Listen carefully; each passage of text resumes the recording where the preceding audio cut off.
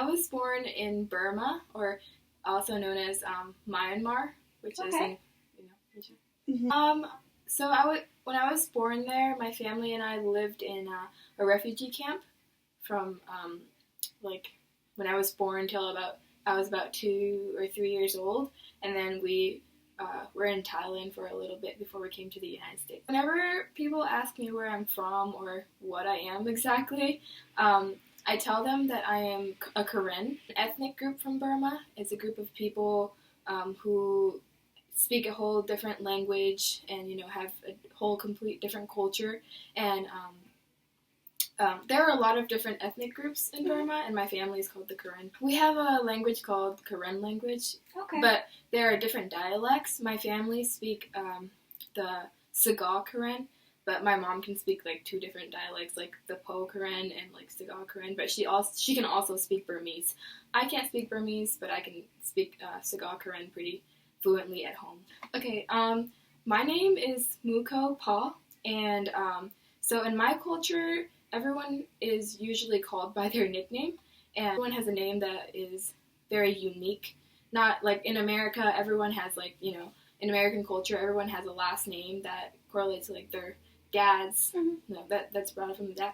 But in my culture, we all have very unique names. We don't have different last names, and my name means so many different things. And if you break it apart, my name Mookho means the sky.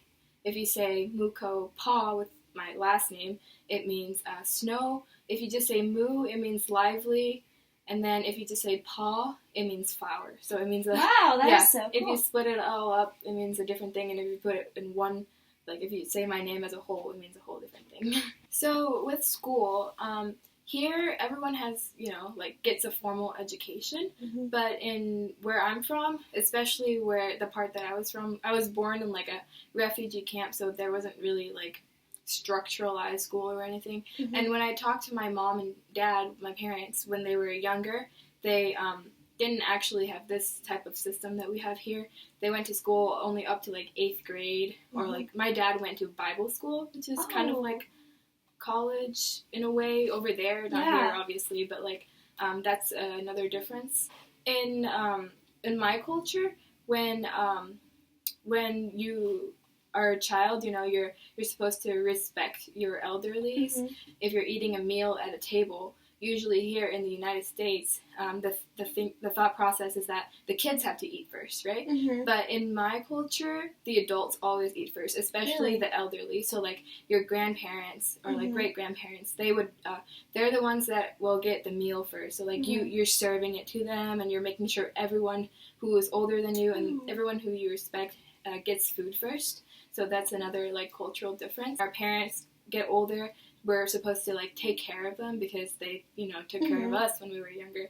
So that's a huge thing in my culture, is that we give back and we take care of our elders. Where I come from, from Burma, not many people everywhere around the world people are not privileged, but coming to the United States, my family has been given the opportunity to for me and my brothers to get an education. So that's something that has really helped me become who I am today.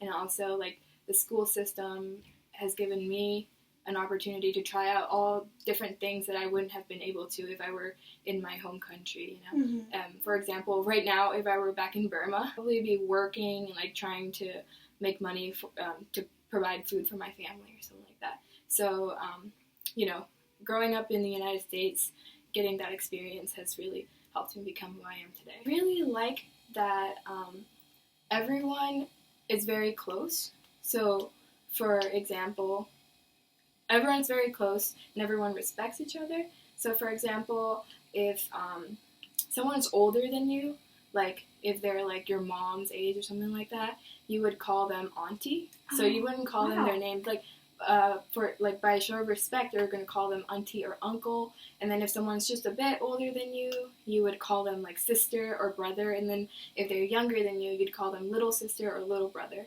So it's just like to show how close everyone is. Like, when I used to live in Burma, obviously I was really young, but I would hear people talking about people with disabilities, and like they would at the time I didn't really understand it, but like now I know, thinking back, that there was, for example, there was this person who lived in like the village or like the camp, and he had some type of disability, you know, like a mental disability or something, but people were like kind of afraid, especially little kids. They would run away or stare or whatever. I also have an aunt who, like an aunt-in-law who has a brother who has a mental disability, and with this example, everyone respects him.